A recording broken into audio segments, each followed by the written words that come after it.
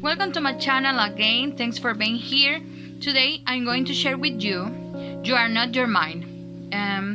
We're going to start.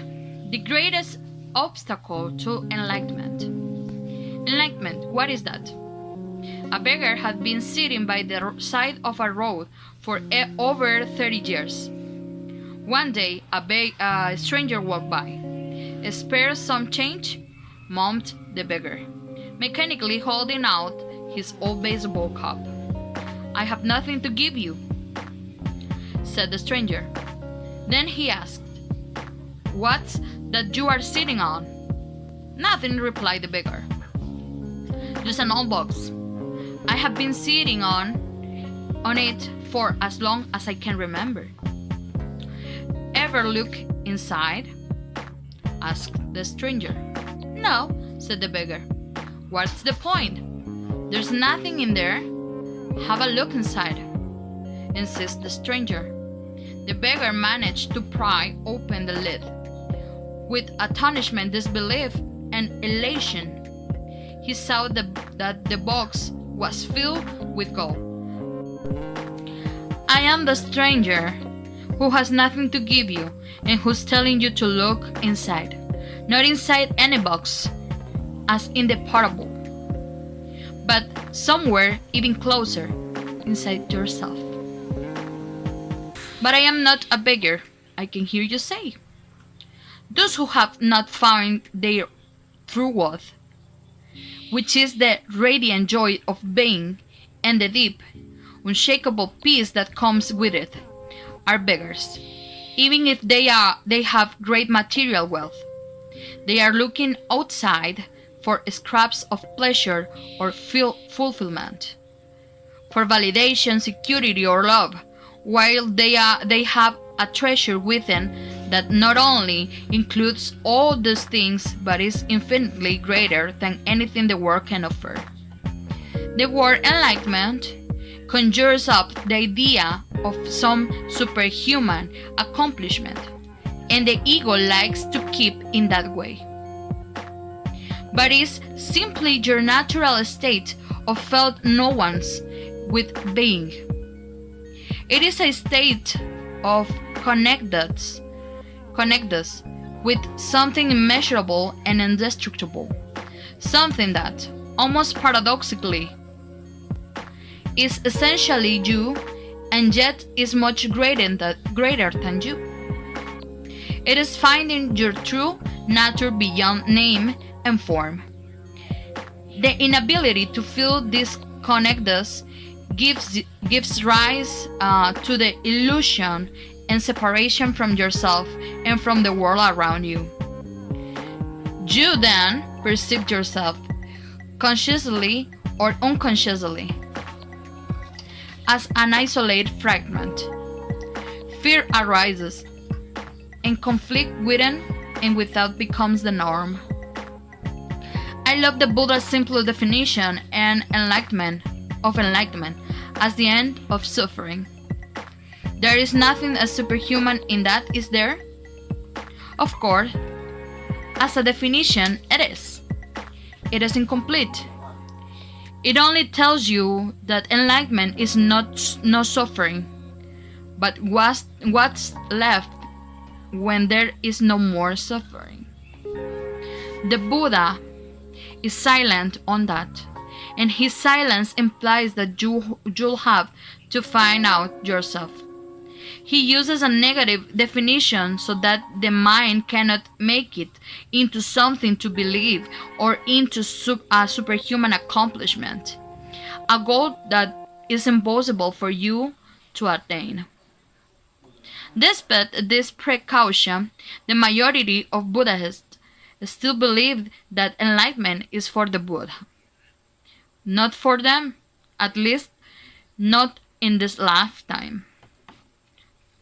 You use the word being. Can you explain what you mean by that? Being is the eternal, ever represents one life beyond the myriad forms of life that are subject to birth and death. However, being is not only beyond, but also deep within every form as its innermost, invisible, and indestructible essence. This means that it is accessible to you know, as your own deepest self, your true nature. But don't seek to grasp it with your mind. Don't try to understand it.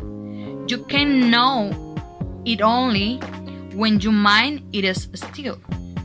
When you are present, is when your attention is fully, intensely in the now.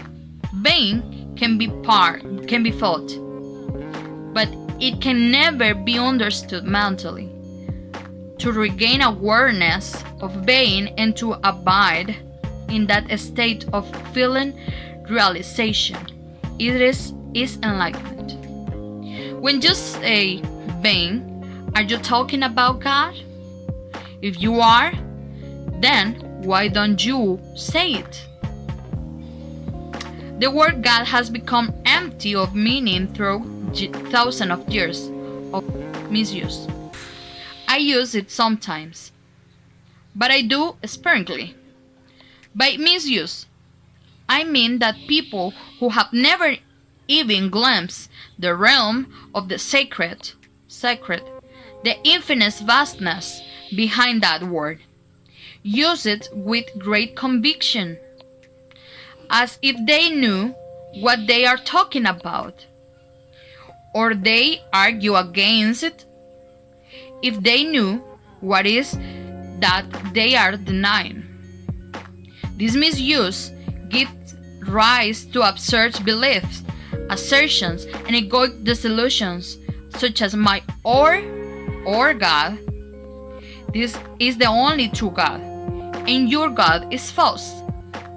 Or Nietzsche's famous statement, God is dead. The word God has become a closed concept. The moment the word is uttered, a mental image is created, no longer perhaps of an old man with a white beard, but still a mental representation of someone or something outside you. And yes, almost inevitable, a male someone or something. Neither God, nor being, nor any other word can define or explain the ineffable reality behind the word. So the only important question is whether the word is a help or a hindrance or in enabling you to experience that toward which it points. Does it point beyond itself to that transcendental reality? Or it lends itself too easily to becoming no more than an idea in your head that you believe in, a mental idol? The word being explains nothing, but nor does God. Being, however, has the advantage that it is an open concept. It does not reduce that infinity invisible to a finite entity. It is impossible to form a mental image of it. Nobody can claim exclusive possession of being. It is your very essence, and it is immediately accessible to you, as the feeling of your own presence, the realization I am that is a prior to I am this or I am that. So, it is only a small step from the word being to the experience of being. What is the greatest obstacle to experiencing this reality? Identification with your mind, which causes a thought to become compulsive, not to be able to stop thinking as a dreadful affliction. But we don't realize this because almost everybody is suffering from it. So it is considered normal. This incessant mental noise prevents you from finding the realm of inner stillness that is inseparable from being.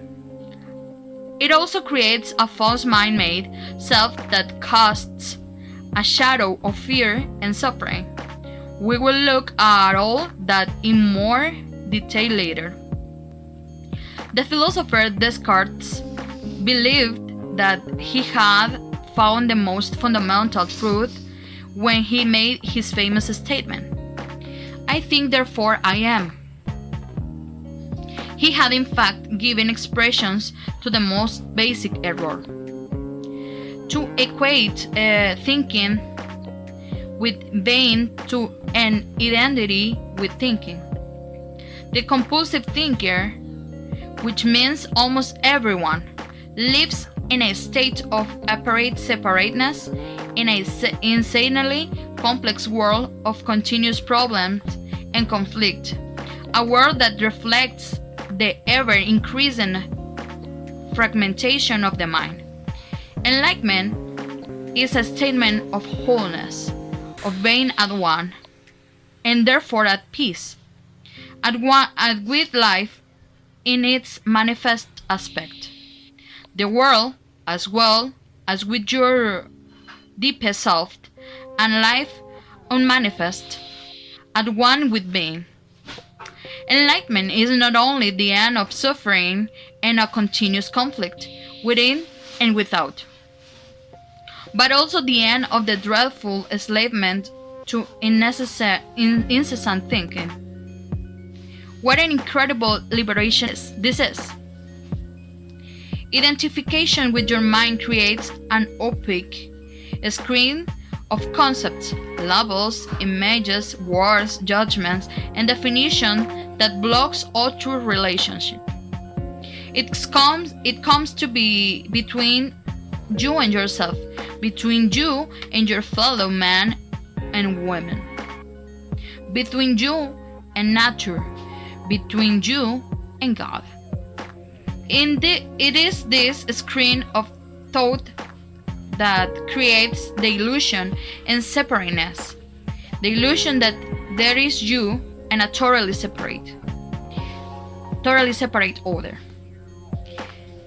You then forget the essential fact. Underneath the level of physical appearances and separate forms, you are one with all that is.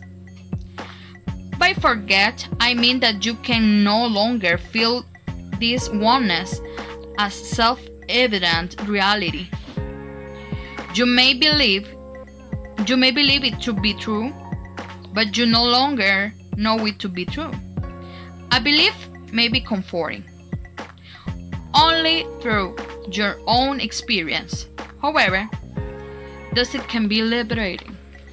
Thanks for your attention. I hope that you have enjoyed this video, and that's it. Have a nice day.